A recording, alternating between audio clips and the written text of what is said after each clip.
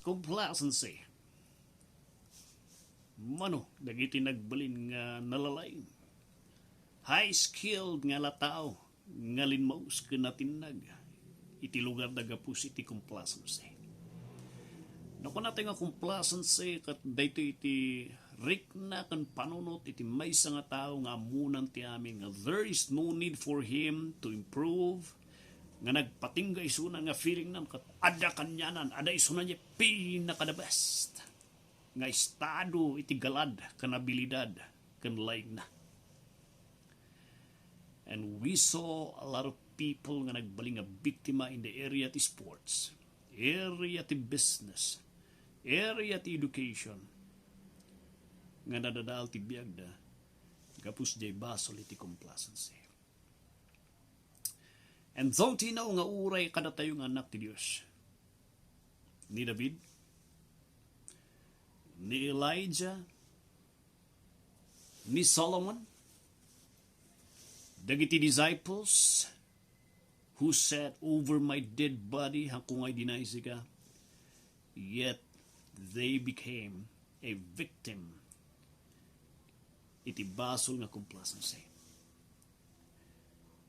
Hangasin sinan iti nga basol, dinadal na tinaganun nga tatao. It has crippled a lot of Christians and it has brought them to shame just like ni Samson. Nga dimteng di tsimpo gapus iti panang put nating guard na down thinking nga awan makabak kanya na. It only need ti maysa nga babae nga nang tinag kanya na. Complacency. Complacency cripples your advancement ti panagserbi ti Apo. Complacency cripples your usefulness. And complacency cripples your potential improvement. Ngagbalin ka pa nga kausar iti sangwanan ti Diyos. There was a record iti Mark chapter 9 verse 14 to 29 where daytoy nga complacency ket inmay ken nagbaling nga biktima ken biniktima na dagiti disipulo ni Kristo. They were sent iti mission nga mapanagkasaba ken naikanda iti panakabalin nga mang ikat dagiti demonyo. Iti napalapas nga okasyon ti mission da narami da matamin.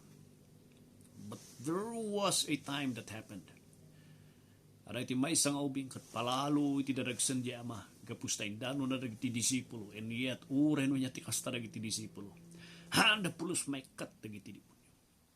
Nadagsunan di ama. So ngayon nasilig na ka ni Kristo Jesus. Kung na ka ni Kristo Jesus, indanon ko da iti anak ko. Dagiti disipulo, tanam na kat may kat da iti demonyo nga mang disturbo, mang luglugan na iti anak ko. So every time dito anak ko, parigatan na tanak ko. No, dati apoy, ibulang na tibagi na dati anak ko, di apoy. Sugat-sugatan na. Tinagrigat, umulan na pa dati anak ko. Apoy, sus. Nang nangag ko ti panakabalin mo. Sakay tinangitad, dagiti kabilidad, dagiti disipulo. Tulungam ka di dati, no, dati mabalam nga tulungan dagiti anak ko. Kung na dati ama. Hindi ba na dati nga, dati inpayab na dati, paala na dati ubing. Kat kuna na sika nga demonyo nga nga mangumal kan mang dadadal ti bagi dati ngobing. Umikat ka diti nga bagi. Inmikat ni demonyo.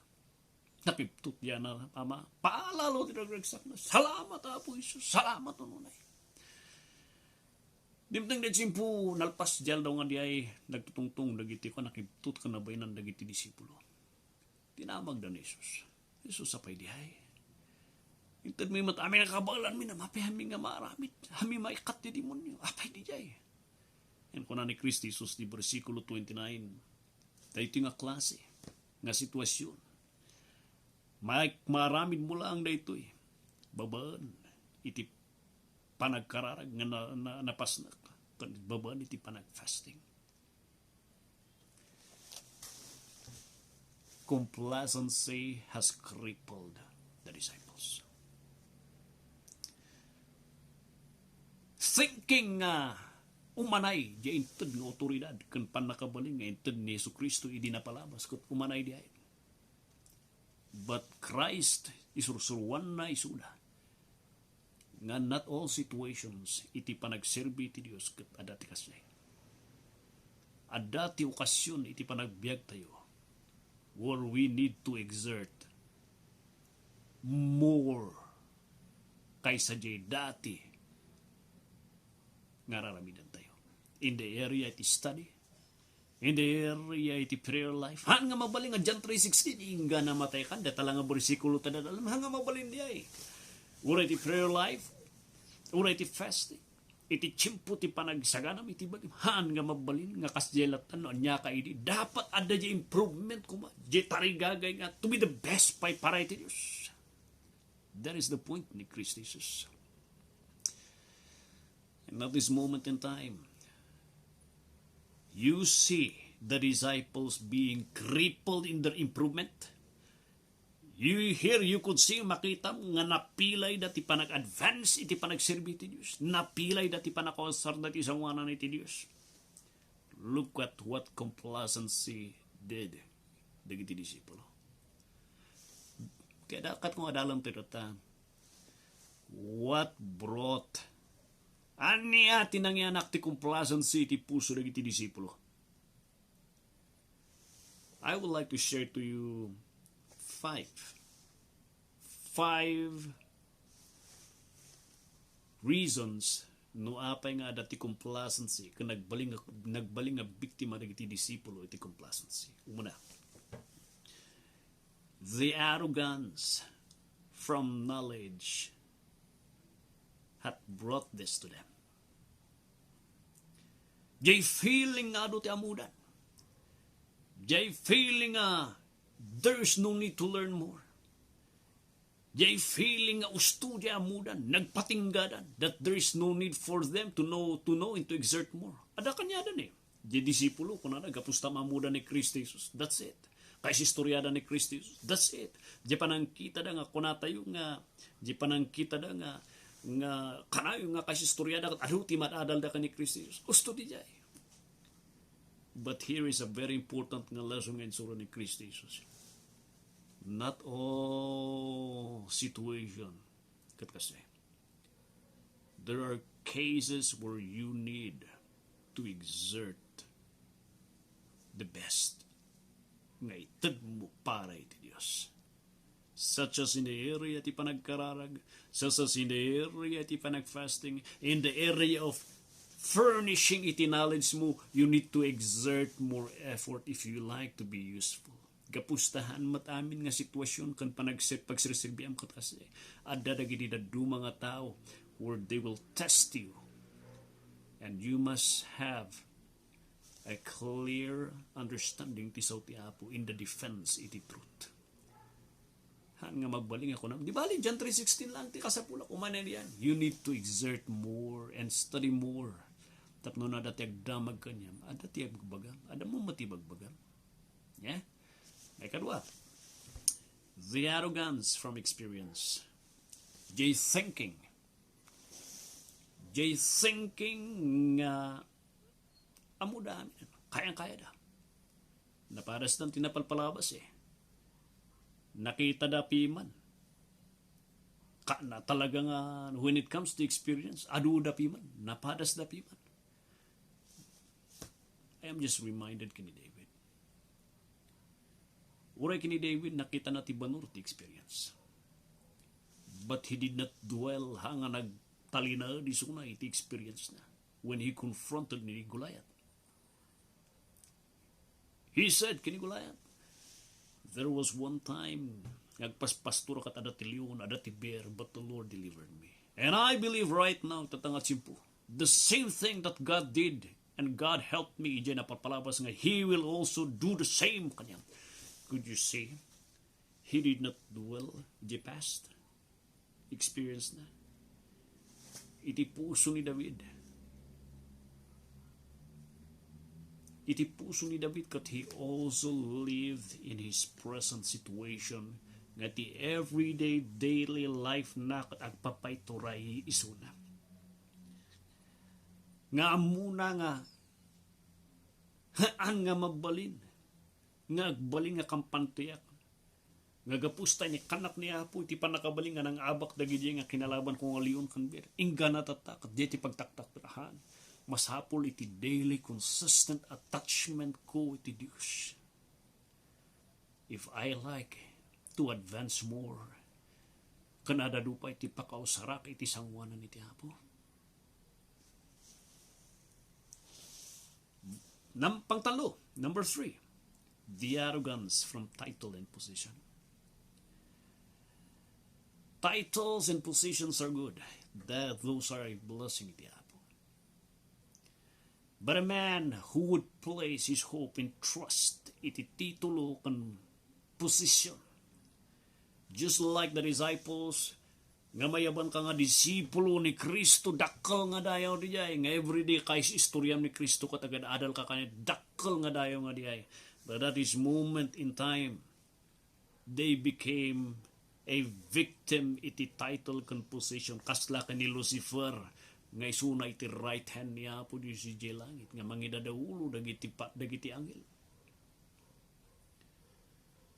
Thinking nga having the position iti disipulo,